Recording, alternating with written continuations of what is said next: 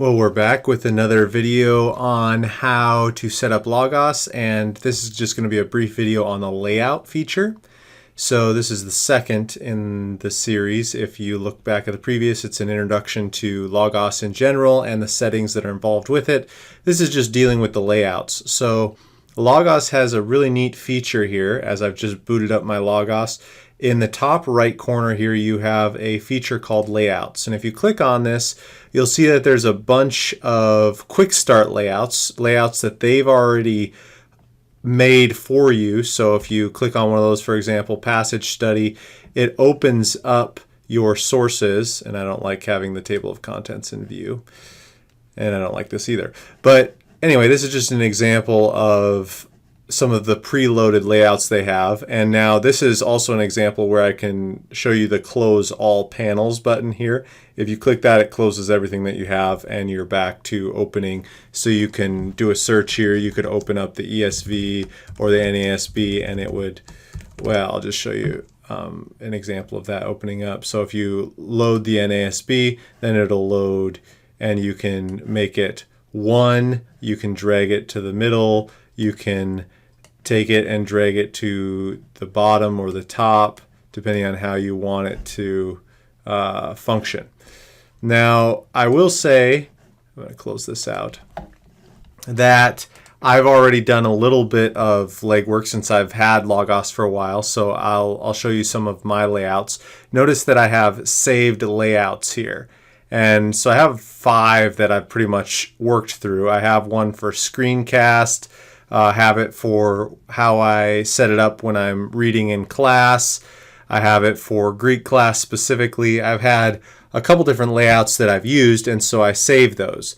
So here's an example of my class reading template, and you'll notice that I have 2 windows here. Now you can organize Logos in a variety of ways with just dragging and dropping. You should be able to drag sources over and put them in either side, or you can do top bottom. You can even divide the columns into 2 sections. So there's a lot of ways that you can organize your setup, and you can play around with whichever you like. I don't like doing more than just parallel sides, or sometimes I'll do top bottom, but I actually prefer to do just 1 column without the 2, and I'll explain why that is in just a second.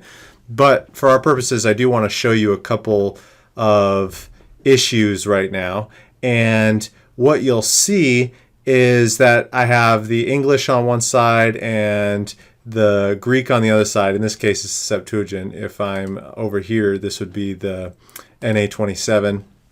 I also have the NA28, but I have the 27 open right now.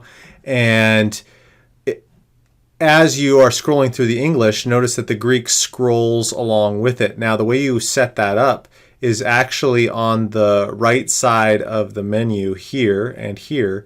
You select a link set. Now what this is telling you is that you are going to, if I select it as to the A set, that means everything that is entitled A is going to scroll along with that. In fact, if I open up a Acts commentary, I can show you this as far as the layout as well. I just open up the Acts expanded edition, and if I'm going to make, now notice the text is a lot smaller here. This is hard to read if you're seeing this on a screen from across the room. So normally when I'm presenting, I go to the menu here and I increase the text size a little bit so people can read it easier. And so that's helpful. And then I'm going to click it into the link set A so that wherever this scrolls, for example, I'm in Acts 1:2 now, I scroll a little bit to Acts 2:1, and notice the Greek followed along. I'm in Acts 2 there as well. And if I go to the commentary, boom, I'm in Acts 2:1 as well. So that's an advantage of setting up Logos in this kind of layout. You can use link sets. You can do a variety. For example, if this is the New Testament, let's say I want to use the NASB here, and I want to select that to be a different link set. And then I'm going to use my Old Testament, and I'm going to put that in a different link set as well. These are in B now. Now wherever these go, they will be linked together. So let's say we're going to cross-reference something in Genesis 35. Well, now the Hebrew and the English are there, whereas everything in link set A should still be in Acts 2:1. So Acts 2:1, Acts 2:1, Acts 2:1, Acts 2:1. Obviously the Septuagint can't go to Acts 2:1 because it doesn't have the New Testament, so I really should have that as link set B, and it'll go to Genesis 35. So notice that's how it works. Now obviously they're kind of thrown together. I probably would want all the B class on this side perhaps. What I normally do is I have the English resources on the left and the original language resources on the right, and that is helpful to compare and contrast commentaries and English translations with the text. That's often a good way to do it. Now if you wanted to save your layout, all you do is you go over here and you can save as named layout. That's basically what I have right now. You can notice these are all the ones that I have already saved and when I saved them, and I can rename that.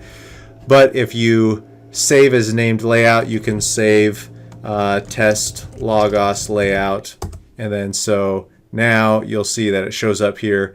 And if I go to a different one, for example, my study layout is far different. I have it as just a single column because normally I will hold it up on the side of the screen and then I'll have my Word document or articles that I'm working on here so that I divide the screen this way, and it's really too small if I have two columns here, so I often try to keep it one column so that way I can reference the sources on this side.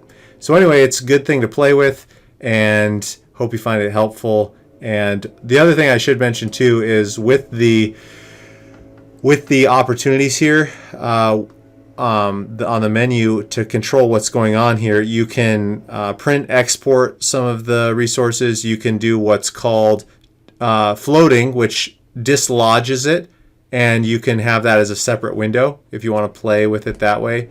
That's totally fine. And then you can also duplicate the panel as well, like such. If you wanted to have the same source and go somewhere else with that source, you could have Matthew 1 and Matthew 11:11, etc. So anyway, hope that's helpful, and we'll see you in the next video.